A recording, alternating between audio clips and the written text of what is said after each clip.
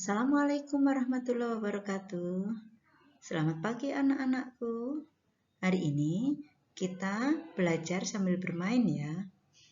Kita akan menyelidiki tentang gelombang bunyi dan gelombang cahaya.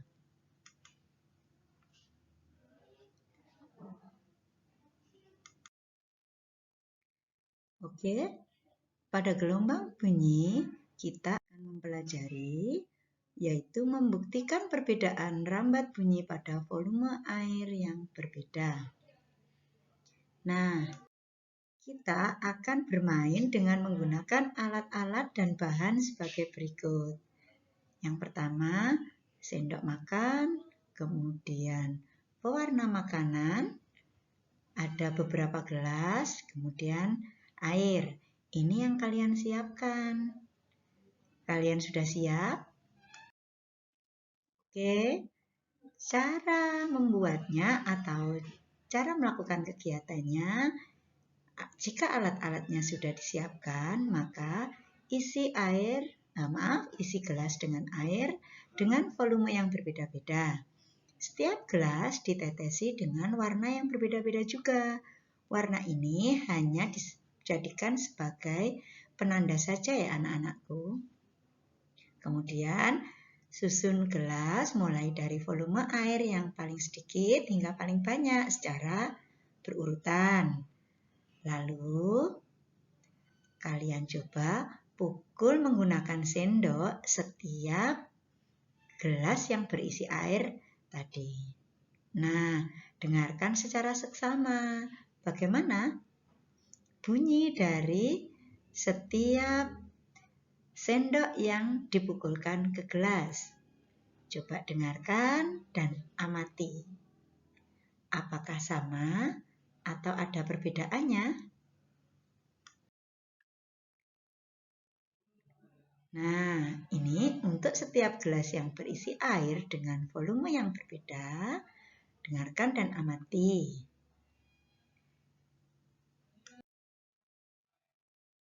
Jika sudah, coba kita kaitkan dengan teori yang ada pada dengan gejala gelombang bunyi.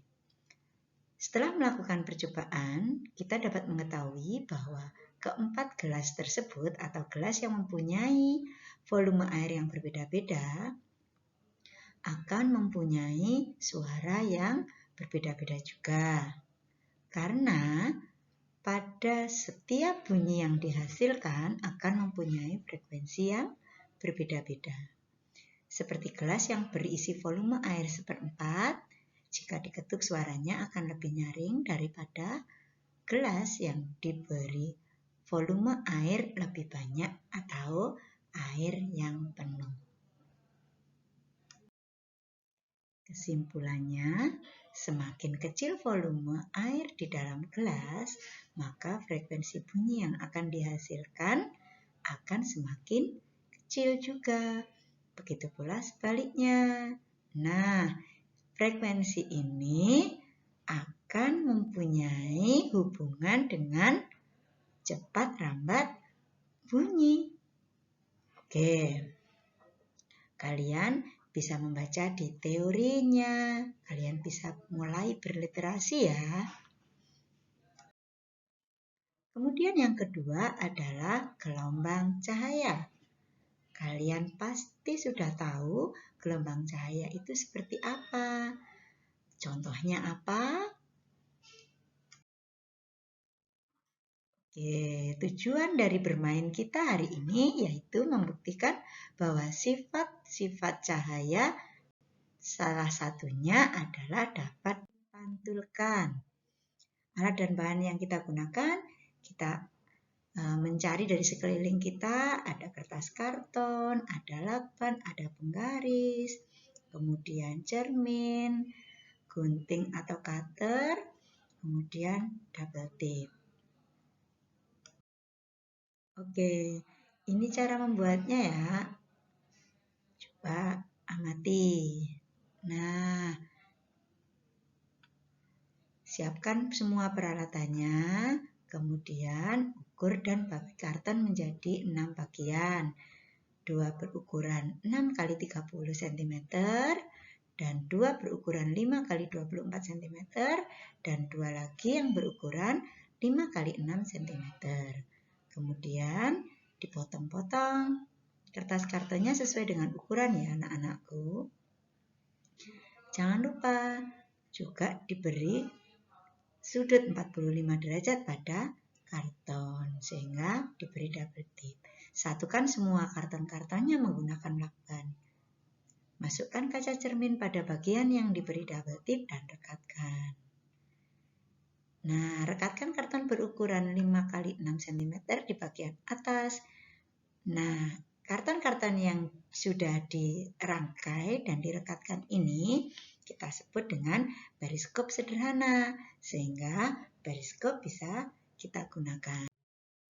Oke, cara mengoperasikan yaitu dengan cara menggunakannya dilihat melalui satu sisi bagian cermin.